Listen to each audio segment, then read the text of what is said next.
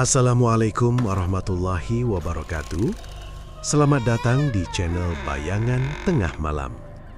Teman-teman, sebelum kita lanjut ke ceritanya, jangan lupa dukung channel ini dengan cara like, komen, dan share video ini ya.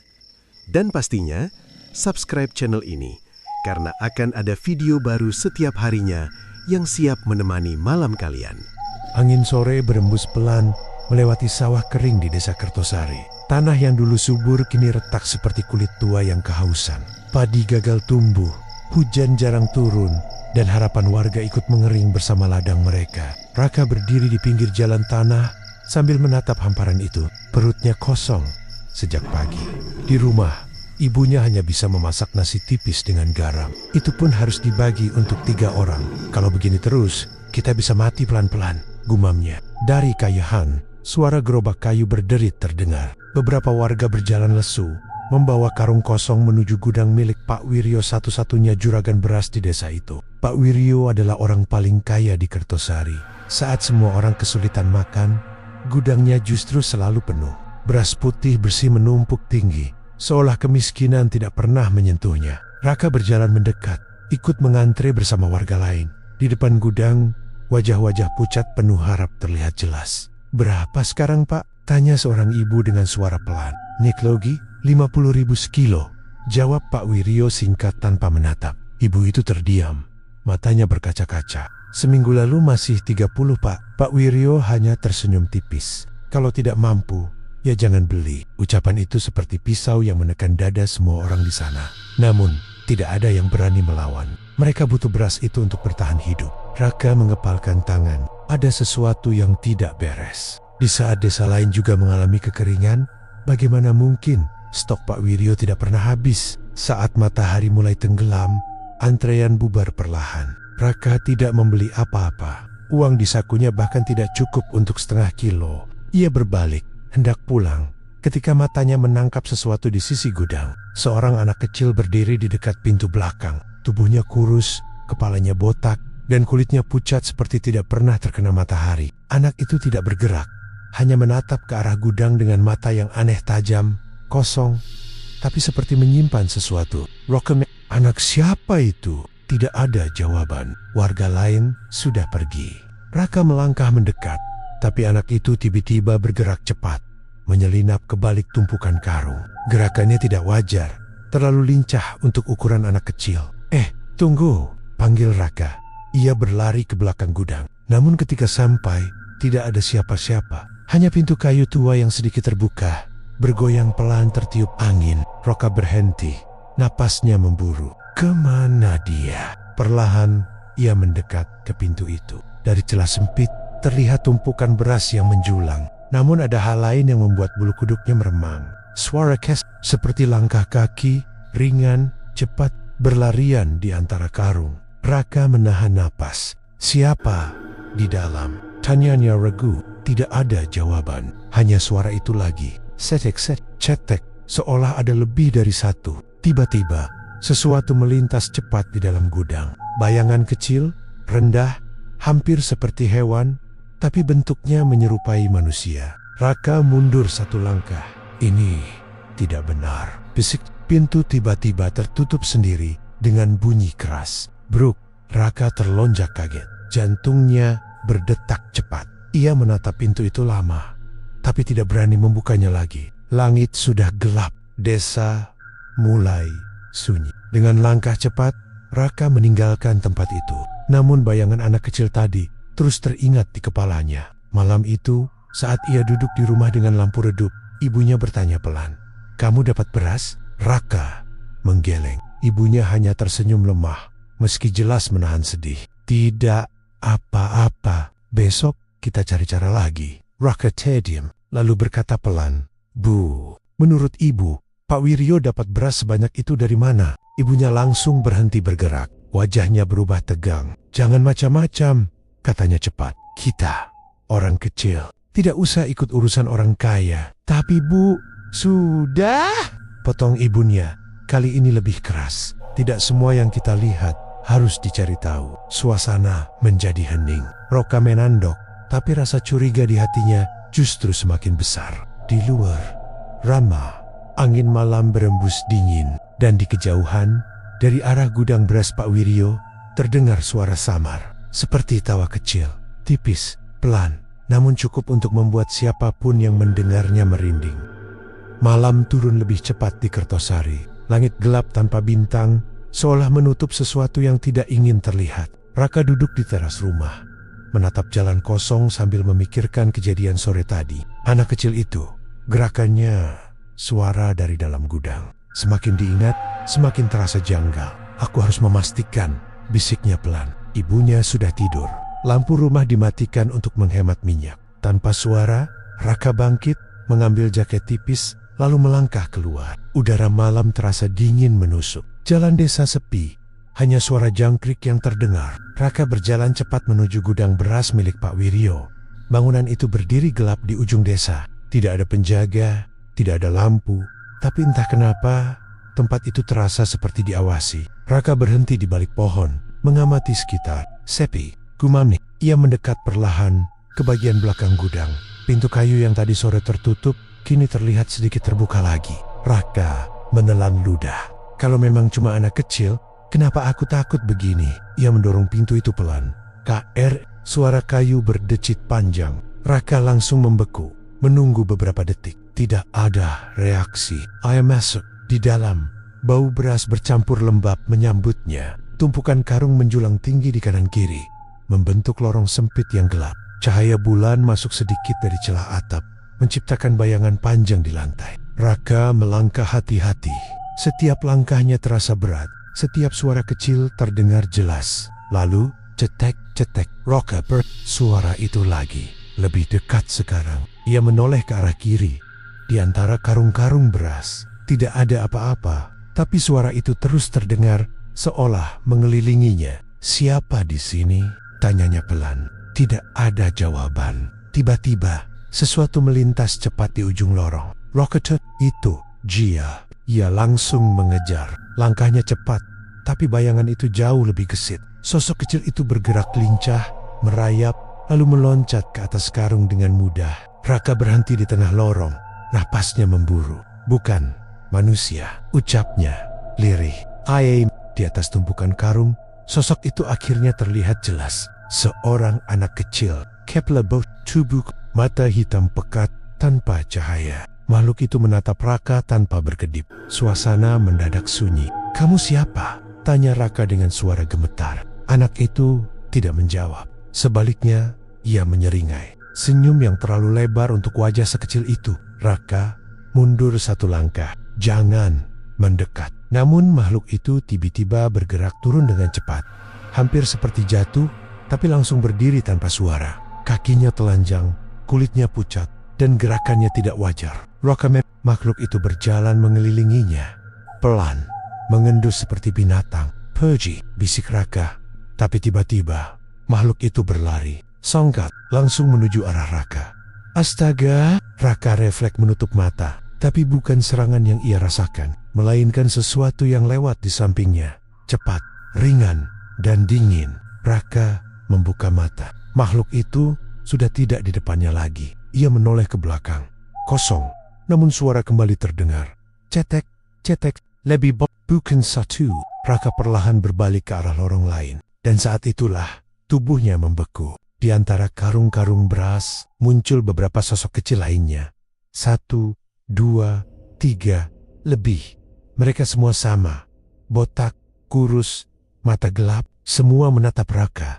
Tanpa suara, tanpa ekspresi. Raka mundur perlahan. Ini, apa ini? Tiba-tiba salah satu dari mereka melompat turun, lalu mendekat ke arah karung terbuka di dekat Raka. Bukan beras yang diambil, melainkan sesuatu dari saku celana Raka. Raka kaget. Ia meraba sakunya. Uangnya hilang. Makhluk kecil itu sudah berdiri beberapa langkah dari Raka, memegang uang tersebut dengan tangan kecilnya. Ia menatap Raka, lalu tersenyum lagi. Namun sebelum Raka bisa bergerak, makhluk itu berlari menjauh, diikuti yang lain. Mereka semua menghilang ke arah dalam gudang, menuju ruangan yang lebih gelap. Raka terdiam. Jantungnya berdegup kencang. Dia mencuri uangku. Lalu sesuatu terlintas di pikirannya. Semua orang di desa sering kehilangan uang secara tiba-tiba. Dan anehnya, Pak Wiryo selalu semakin kaya. Raka menelan ludah. Jangan.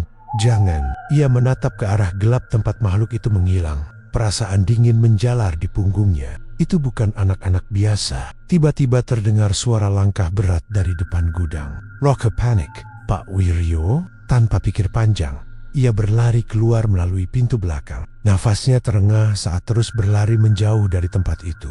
Ia tidak berhenti sampai tiba di rumah. Sesampainya di dalam, ia langsung menutup pintu rapat. Tubuhnya gemetar, keringat dingin membasahi wajahnya. Dengan suara pelan, ia berbisik pada dirinya sendiri. Makhluk itu mencuri uang. Ia menatap ke arah luar, ke kegelapan desa. Dan semua uang itu pasti tidak hilang begitu saja. Pagi di Kertosari terasa lebih berat dari biasanya. Kabut tipis menggantung di atas tanah retak, seolah desa itu masih enggan bangun dari kesulitan panjang. Raka duduk di depan rumah, memandangi jalan kosong sambil memikirkan kejadian semalam. Makhluk kecil itu, uangnya yang hilang, dan jumlah mereka yang tidak sedikit. Semua terasa nyata, bukan mimpi. Kalau mereka yang ambil uang warga, gumam Raka pelan. Terus semua itu kemana perginya? Satu nama langsung muncul di kepalanya. Pak Wiryo. Raka berdiri. Ia tidak bisa diam saja. Kalau dibiarkan, desa ini akan terus sengsara sementara satu orang hidup berlimpah. Ia berjalan menuju rumah sahabatnya, Dimas. Rumah itu sederhana, berdinding anyaman bambu dengan halaman kecil yang dipenuhi kayu bakar. Mas, panggil Raka. Dimas keluar sambil menguap. Pagi-pagi sudah ribut. Ada apa? Raka mendekat. Wajahnya serius. Aku lihat sesuatu di gudang Pak Wiryo semalam. Dimas langsung terdiam. Jangan bilang kamu masuk ke sana. Raka mengangguk pelan. Ada makhluk kecil, banyak. Mereka bukan manusia. Dimas tertawa kecil, mencoba menutupi rasa tidak nyaman. Kamu kebanyakan mikir. Mungkin cuma anak-anak. Mereka ambil uangku. Potong Raka cepat. Senyum Dimas hilang. Raka mengangguk dan gerakannya tidak normal, cepat, seperti bukan manusia. Dimas menelan ludah. Ia melirik sekitar, memastikan tidak ada yang mendengar. Kamu tahu cerita lama soal Pak Wiryo? Tanyanya pelan. Raka menggeleng. Dimas mendekat sedikit. Dulu dia bukan siapa-siapa, sama miskinnya seperti kita, bahkan lebih parah. Raka terdiam, mendengarkan. Belasan tahun lalu, lanjut Dimas, dia hidup susah dengan istrinya. Mereka sering kelaparan, tapi tiba-tiba semuanya berubah. Berubah bagaimana? Dia mendadak kaya, punya banyak beras, uang mengalir terus. Padahal waktu itu juga lagi musim paceklik. Rokemek itu tidak masuk akal. Dimas mengangguk pelan. Orang-orang mulai curiga, tapi tidak ada yang berani bicara. Roka mendekat. Suaranya lebih pelan. Terus, istrinya? Dimas terdiam sejenak. Wajahnya berubah tegang. Itu bagian paling aneh. Raka menatapnya serius. Apa yang terjadi? Istrinya meninggal, jawab Dimas lirih. Katanya sakit, tapi tidak ada yang lihat langsung. Tiba-tiba saja sudah dikubur. Angin pagi berembus pelan, membuat suasana terasa lebih dingin. Setelah itu, lanjut Dimas, Pak Wiryo makin kaya. Bahkan lebih dari sebelumnya. Raka menatap tanah, pikirannya berputar cepat. Jadi, kamu mau bilang? Ia berhenti sejenak. Semua ini ada hubungannya dengan kematian istrinya? Dimas tidak langsung menjawab. Orang tua di desa pernah bilang sesuatu. Ucapnya pelan. Apa? Dimas menelan ludah. Katanya, kalau seseorang ingin kaya dengan cara instan, harus ada yang dikorbankan. Rocketarium. Pikirannya langsung terhubung dengan makhluk kecil di gudang. Makhluk itu. Besik. Jangan. Dimas langsung memotong. Jangan lanjutkan. Kita tidak tahu pasti, tapi semuanya cocok. Kata Raka, mulai emosi. Dia miskin, lalu istrinya meninggal. Setelah itu dia kaya. Dan sekarang ada makhluk yang mencuri uang warga. Dimas menggeleng. Terlihat gelisah. Kalau ini benar, berarti kita berurusan dengan sesuatu yang bukan manusia. Raka menatapnya tajam. Just do it. Kita harus cari tahu. Dimas mundur satu langkah. Kamu hilang. Ini bukan urusan kita. Ini urusan semua orang. Balas Raka. Warga kelaparan. uang mereka hilang. Sementara dia terus menimbun kekayaan. Dimas terdiam, wajahnya menunjukkan keraguan. Kalau kita salah? Tanyanya pelan. Raka menarik napas dalam. Kalau kita benar. Keheningan menggantung di antara mereka. Beberapa saat kemudian, Dimas menghela napas panjang. Kalau mau cari tahu, kita harus hati-hati. Raka mengangguk. Kita mulai dari mana? Tanya Dimas. Raka menatap ke arah ujung desa, tempat rumah Pak Wiryo berdiri megah dibanding bangunan lain. Dari masa lalunya, jawabnya. Pasti ada sesuatu yang dia sembunyikan. Angin kembali berembus. Daun-daun kering berjatuhan di tanah. Di kejauhan, rumah Pak Wiryo tampak tenang. Terlalu tenang. Seolah menyimpan rahasia besar yang tidak ingin terungkap. Dan tanpa mereka sadari, dari balik jendela rumah itu, seseorang sedang mengawasi. Diam, tidak bergerak, menunggu. Langit sore tampak kelabu saat Raka dan Dimas berdiri di belakang gudang beras Pak Wiryo. Tempat itu masih sama seperti malam sebelumnya, sunyi, dingin, dan terasa tidak bersahabat. Raka menatap pintu kayu yang sedikit terbuka. Kita masuk lagi, ucapnya pelan. Dimas terlihat ragu. Kemarin saja sudah hampir ketahuan. Kamu yakin? Raka mengangguk. Kalau kita berhenti sekarang, kita tidak akan pernah tahu kebenarannya. Dimas menghela napas panjang. Sepat, aku tidak suka tempat ini. Mereka berdua masuk perlahan. Cahaya matahari yang tersisa hanya sedikit menerangi bagian depan gudang. Selebihnya gelap, dipenuhi bayangan karung beras yang menumpuk tinggi. Suasana terasa lebih berat dari sebelumnya. Sepi, bisik Dimas. Raka mengangguk, lalu melangkah lebih dalam. Ia memperhatikan setiap sudut, setiap celah di antara karung. Tidak ada suara, tidak ada gerakan. Seolah makhluk-makhluk itu menghilang begitu saja. Tidak mungkin mereka pergi, gumam Raka. Mereka terus berjalan hingga sampai di bagian belakang gudang. Di sana ada ruang kecil yang tertutup papan kayu, seperti tempat penyimpanan lama. Ini apa? Tanya Dimas. Raka mendekat. Kemarin aku tidak lihat ini. Pintu kecil itu tertutup rapat, tapi tidak dikunci. Raka mendorongnya perlahan. Pintu terbuka, menampakkan ruangan sempit berdebu. Bau tanah lembab langsung menyengat hidung. Di dalamnya hanya ada beberapa benda tua, karung usang, peti kayu, dan sesuatu yang tergeletak di sudut. Sebuah buku. Raka melangkah masuk. Ia mengambil buku itu dengan hati-hati. Sampulnya hitam, lusuh dan terasa dingin saat disentuh. Apa isinya? Tanya Dimas, berdiri di pintu. Raka membuka halaman pertama. Tulisan tangan terlihat di dalamnya. Tinta merah, sedikit pudar, tapi masih jelas terbaca. Ini bukan catatan biasa. Bisik. Ia membalik halaman berikutnya. Isi buku itu bukan tentang beras, bukan juga tentang dagangan, melainkan ritual. Simbol Ana, kalimat yang tidak biasa, dan kata-kata yang membuat dada Raka terasa sesak. Pesugihan, ucapnya, lirih. Dimas langsung masuk. Apa? Raka menunjuk salah satu tulisan. Ini tentang cara mendapatkan kekayaan dengan bantuan makhluk. Dimas menelan ludah. Makhluk seperti yang kamu lihat? Raka tidak menjawab. Ia terus membaca. Semakin jauh ia membuka halaman, semakin jelas maksudnya. Makhluk kecil itu tuyul. Ini tidak masuk akal, kata Dimas pelan. Tapi semua cocok. Balas Raka. Tiba-tiba Raka berhenti di satu halaman. Tulisan di sana berbeda. Lebih besar, lebih seperti sesuatu yang sangat penting. Raka membaca perlahan. Perjanjian harus disertai janji darah. Dimas menganyit. Maksudnya? Raka melanjutkan membaca. Suaranya semakin pelan. Untuk menjaga aliran kekayaan, harus ada tumbal dari darah sendiri. Ruangan mendadak terasa lebih dingin. Dimas mundur sedikit. Itu artinya Kelly. Raka mengangguk pelan. Ia menatap halaman itu lama, lalu membalik ke bagian berikutnya. Di sana terdapat beberapa nama, ditulis rapi, satu persatu. Raka membaca dalam hati, sampai akhirnya matanya berhenti di satu nama. Ada apa? Tanya Dimas. Raka menelan ludah. Ini, tangannya gemetar saat menunjuk tulisan itu. Ini nama anak Pak Wiryo. Dimas langsung mendekat. Serius. Raka mengangguk. Ditulis sebagai tumbal. Berikutnya, Dimas langsung mundur. Wajahnya pucat. Tidak mungkin. Itu anaknya sendiri. Raka menutup buku itu dengan cepat. Sekarang kamu tahu kenapa aku tidak bisa diam, katanya tegas. Dimas terlihat panik. Kalau ini benar, berarti dia sudah pernah melakukannya. Potong Raka. Keheningan menyelimuti ruangan.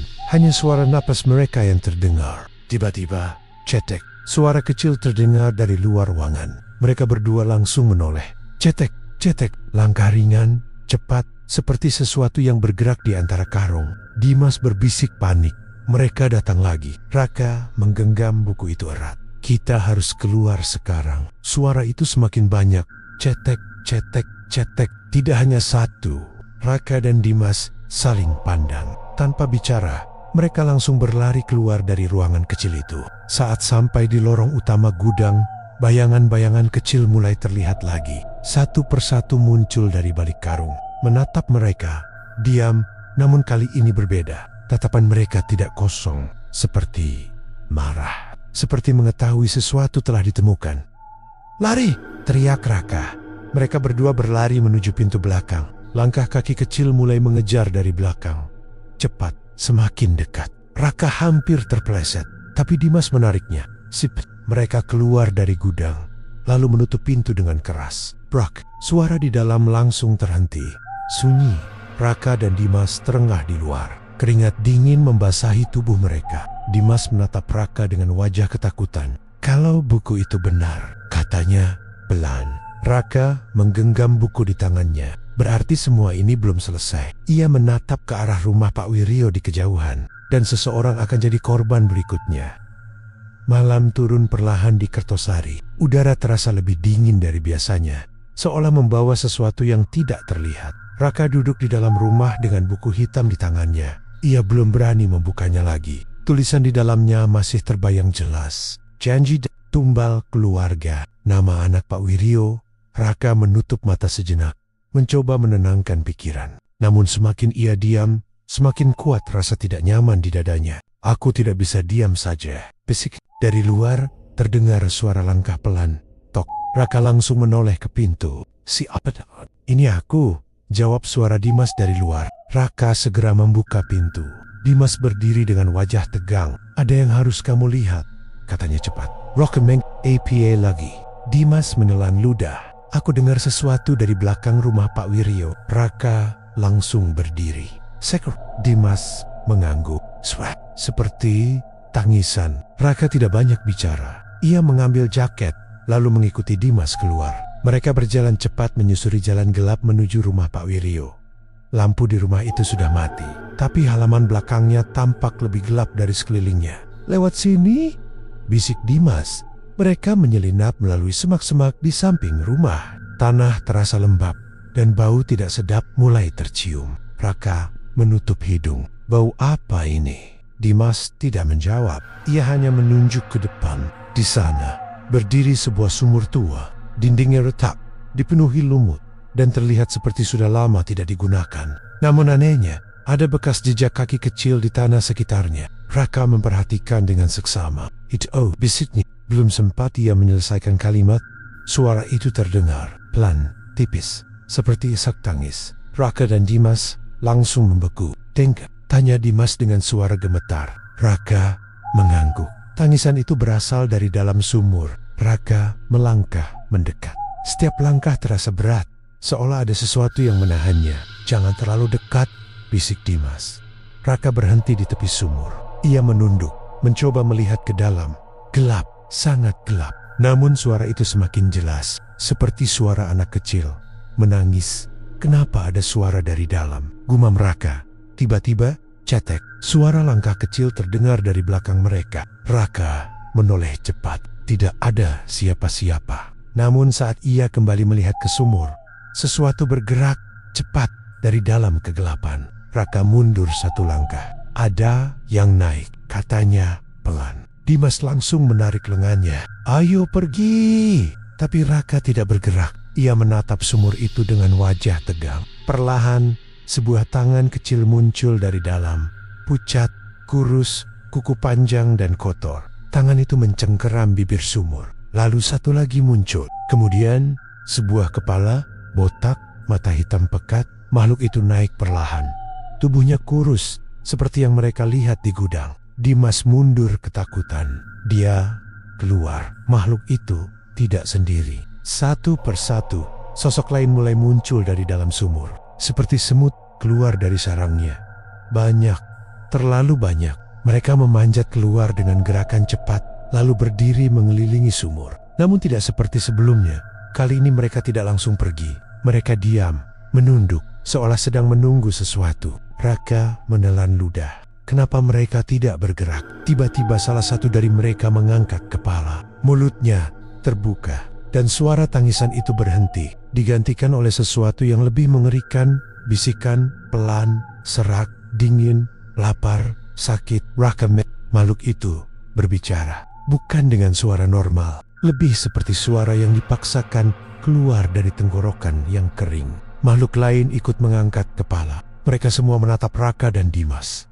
Serentak, dingin, gelap, takut. Suara mereka saling tumpang tindih, membuat udara terasa semakin berat. Dimas hampir menangis. Kita harus pergi sekarang. Raka masih berdiri. Matanya tidak lepas dari makhluk-makhluk itu. Lalu sesuatu terlintas di pikirannya. Tangisan Toddy, Swaram, dan isi buku yang ia temukan. Mereka bukan sekadar makhluk, bisiknya.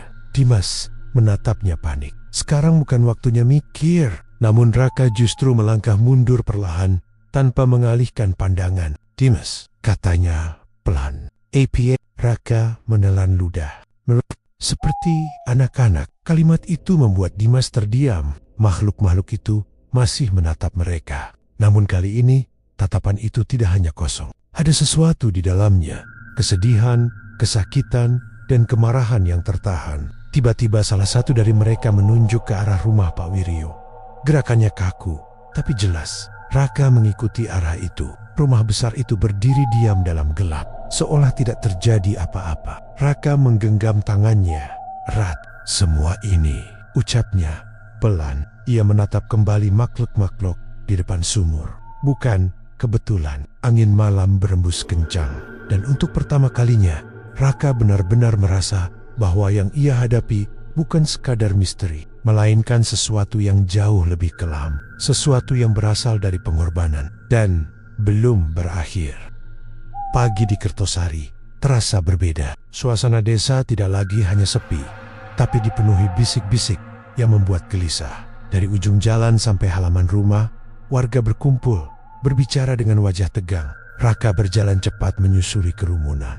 "Eida, apa?" tanyanya pada seorang bapak tua. Bapak itu menatapnya sebentar, lalu menjawab pelan, "Anak Pak Wiryo hilang." Raka langsung terdiam. "Sejak kapan?" "Toddy Sub," katanya tidak ada di kamarnya. Jantung Raka berdetak lebih cepat. Pikirannya langsung teringat pada buku hitam yang ia temukan. Tumbal berikutnya, Dimas datang dari arah lain. Wajahnya pucat. "Kamu sudah dengar?" Raka mengangguk. Ini bukan kebetulan. Mereka berdua saling pandang. Tanpa perlu bicara banyak, keduanya tahu arah pikiran masing-masing. "Dia mulai," bisik Dimas. Di depan rumah Pak Wiryo, suasana ramai. Beberapa warga berdiri di halaman, mencoba membantu mencari. Namun wajah Pak Wiryo sendiri tampak aneh. Ia berdiri di teras, memegangi kepala, seolah panik. Tapi matanya kosong. "Aku tidak melihat rasa kehilangan," gumam Raka pelan. Dimas ikut memperhatikan, lebih seperti menunggu sesuatu. Tiba-tiba Pak Wiryo berteriak, "Cari sampai ketemu! Jangan ada yang pulang sebelum anakku ditemukan!" Suara itu terdengar keras, tapi tidak sepenuhnya tulus. Beberapa warga langsung menyebar. Raka dan Dimas tetap di tempat. "Apa kita ikut mencari?" tanya Dimas. Raka menggeleng. Kalau dia benar melakukan ritual, anak itu tidak akan ditemukan dengan cara biasa. Dimas menelan ludah. Lalu, Raka menatap ke arah belakang rumah Pak Wiryo. Sumur itu. Dimas langsung mengerti. Mereka berdua menyelinap ke belakang rumah, menjauh dari keramaian. Suasana di sana jauh lebih sunyi, seperti dunia yang berbeda. Sumur tua itu masih berdiri di tempatnya. Namun kali ini, tidak ada suara tangisan, tidak ada gerakan. Hanya Raka mendekat perlahan. Ini terlalu tenang. Dimas memegang lengannya. "Jangan terlalu dekat." Raka berhenti di tepi sumur. Ia menatap ke dalam. Gelap, tidak terlihat apapun. Namun perasaan tidak nyaman justru semakin kuat. Tiba-tiba, suara langkah terdengar dari belakang mereka. Berat, pelan, Raka langsung menoleh. Pak Wiryo berdiri di sana. Wajahnya tidak lagi terlihat panik. Just Rudingen, sedang apa kalian di sini? Tanyanya datar. Dimas mundur satu langkah. Kami cuma lewat, Pak. Pak Wiryo menatap mereka bergantian. Lewat sampai ke belakang rumah saya, katanya pelan. Raka tidak menjawab. Ia menatap balik dengan berani. Beberapa detik hening, lalu Pak Wiryo tersenyum tipis. Saya sedang mencari anak saya, ucapnya. Kalau kalian tidak membantu, lebih baik pergi. Nada suaranya halus, tapi terasa seperti ancaman. Raka menggenggam tangan. Pak, katanya pelan. Apa Bapak benar-benar tidak tahu dia di mana? Dimas langsung meliriknya. Panik. Pak Wiryo terdiam. Tatapannya berubah tajam. Kamu mau bilang apa? Tanyanya pelan. Raka menelan ludah, tapi tidak mundur. Kami tahu tentang gudang itu. Suasana mendadak membeku. Angin berhenti berembus. Pak Wiryo tidak bergerak, namun senyum di wajahnya perlahan menghilang. Kalian terlalu jauh mencampuri urusan orang, katanya dingin. Dimas langsung menarik Raka.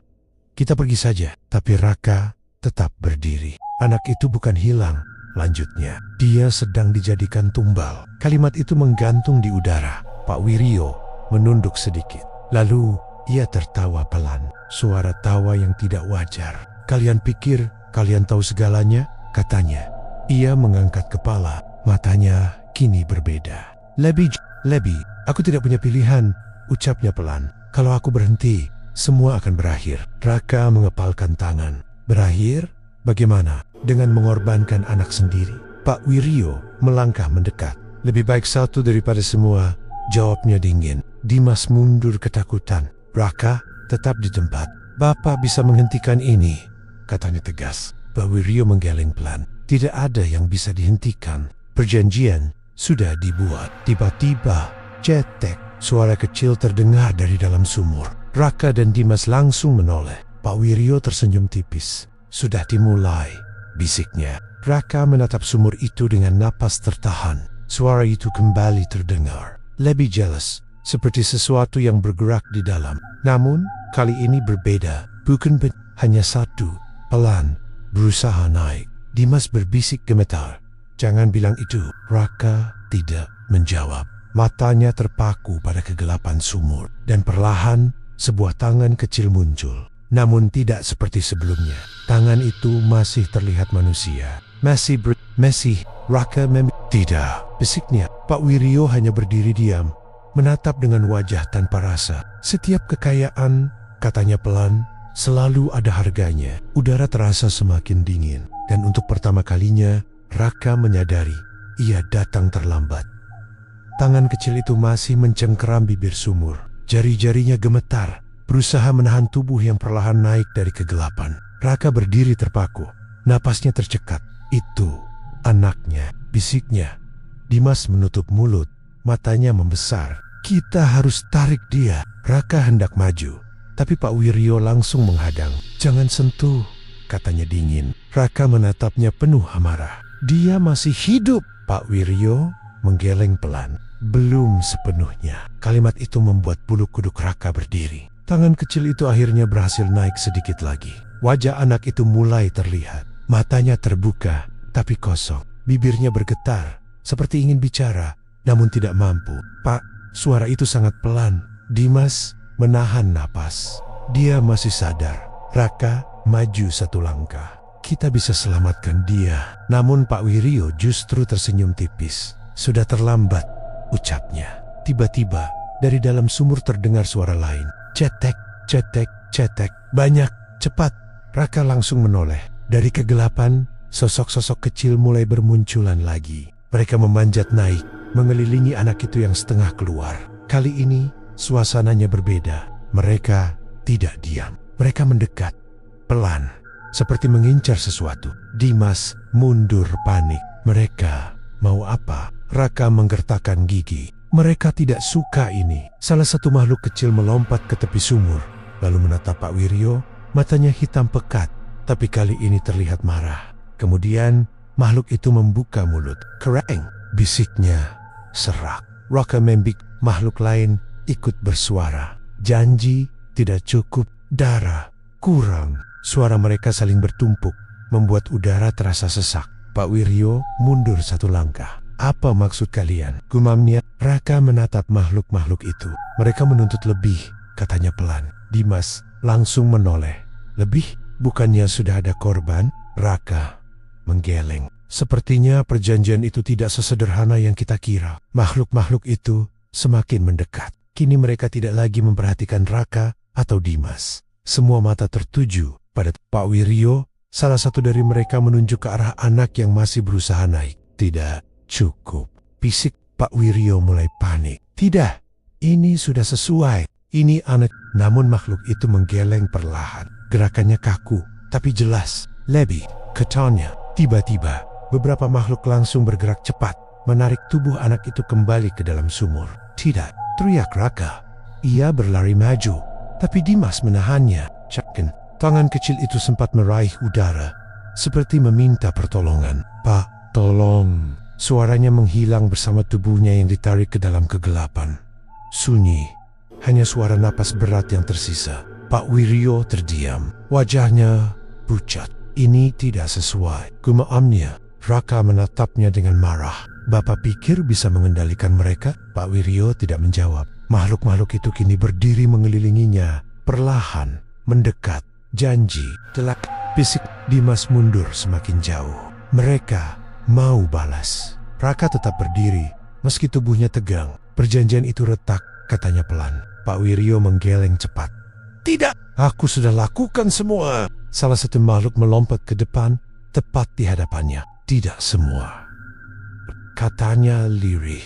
Tiba-tiba, angin berembus kencang. Daun-daun berjatuhan, tanah terasa bergetar ringan. Makhluk-makhluk itu mulai bergerak lebih cepat, mengelilingi Pak Wiryo seperti lingkaran yang semakin sempit. Pak Wiryo mundur panik. Jangan dekati aku.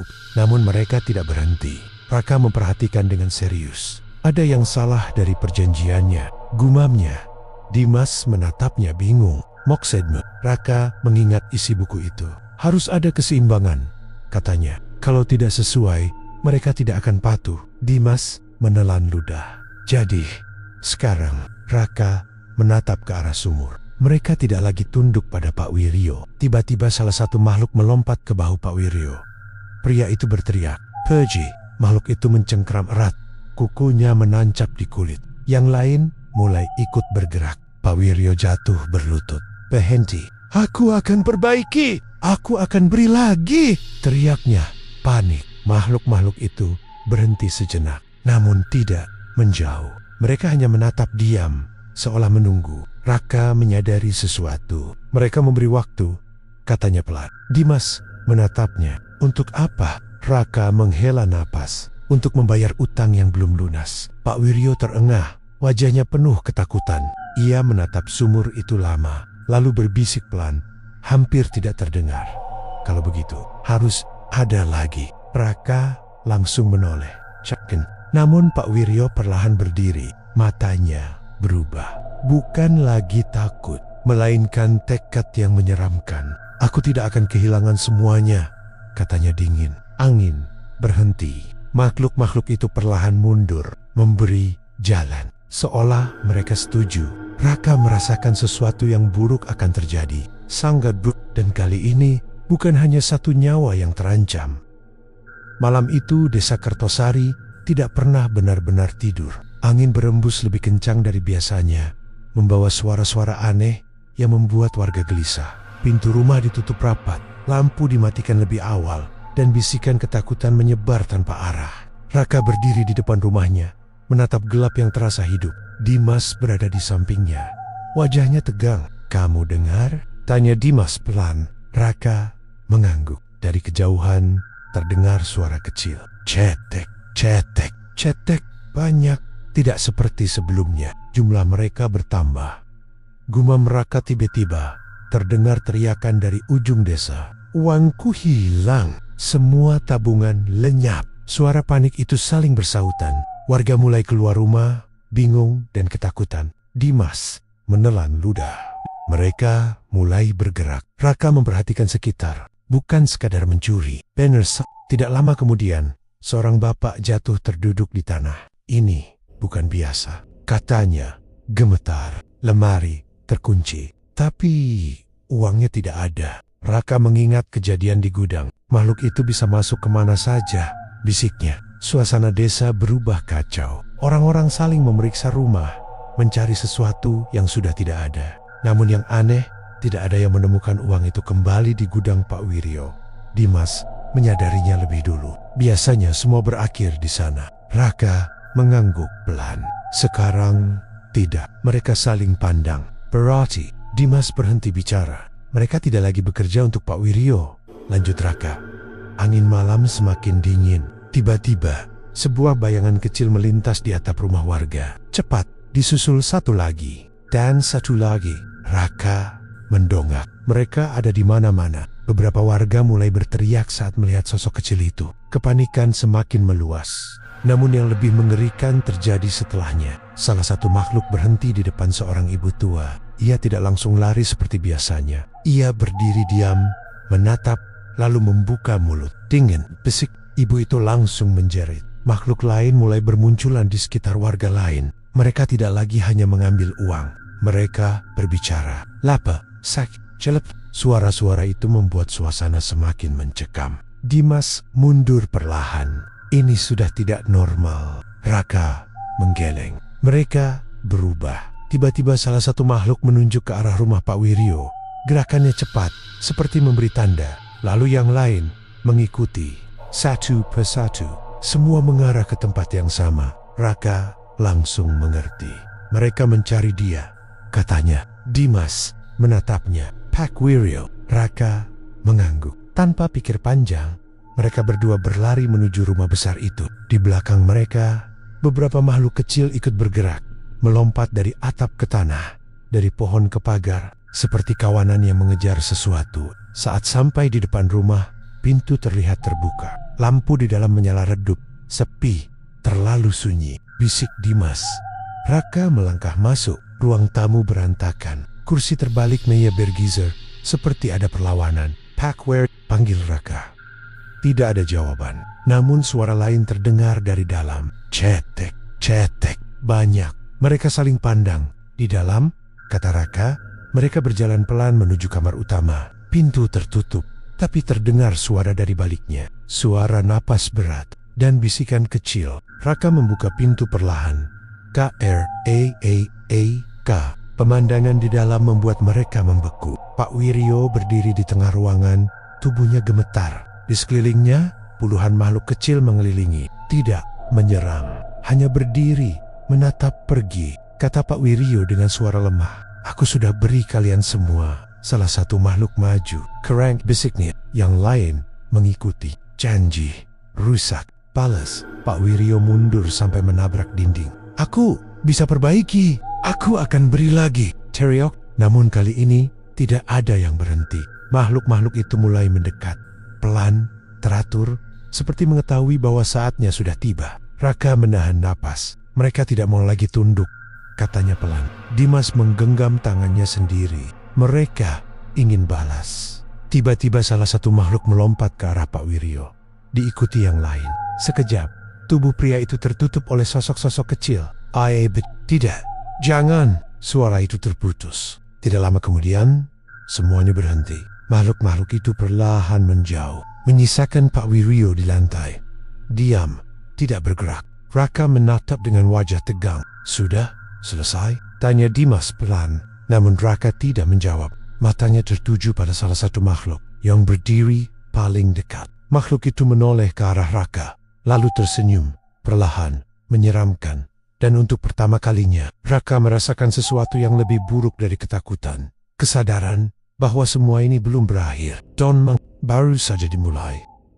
Keheningan memenuhi kamar itu. Tubuh Pak Wiryo tergeletak di lantai, tidak bergerak. Lampu redup menggantung di atas, bergoyang pelan, menciptakan bayangan yang menari di dinding. Raka berdiri kaku. Dimas di sampingnya masih gemetar. Dia sudah mati? Tanya Dimas pelan. Raka tidak langsung menjawab. Ia menatap sosok di lantai itu lama, lalu menggeleng perlahan. Aku tidak yakin. Makhluk-makhluk kecil masih ada di dalam ruangan. Mereka tidak pergi, hanya berdiri, menyebar di sudut-sudut, menatap tanpa suara. Suasana terasa berat, seolah sesuatu sedang menunggu. Tiba-tiba Pak Wiryo bergerak. Tubuhnya bergetar, lalu perlahan bangkit. Kepalanya tertunduk, rambutnya menutupi wajah. Dimas mundur cepat. Itu bukan normal. Raka tetap di tempat. Pak, panggilnya ragu. Perlahan, wajah itu terangkat. Namun yang terlihat bukan lagi sosok yang sama. Matanya gelap, tatapannya kosong, dan senyumnya. Tidak wajar, aku belum selesai, katanya pelan. Suara itu bukan sepenuhnya milik Pak Wiryo. Lebih berat, lebih dalam. Raka mengepalkan tangan. Semua sudah berakhir. Tidak ada lagi yang bisa Bapak ambil. Makhluk-makhluk kecil mulai bergerak pelan. Mereka tidak mendekat, tapi juga tidak menjauh. Seolah mendengarkan. Pak Wiryo tertawa pelan. Kalian pikir semua ini berhenti karena satu nyawa? Ia melangkah maju. Perjanjian tidak pernah benar-benar selesai. Maksudnya, Pak Wiryo menatap langsung ke arah Raka.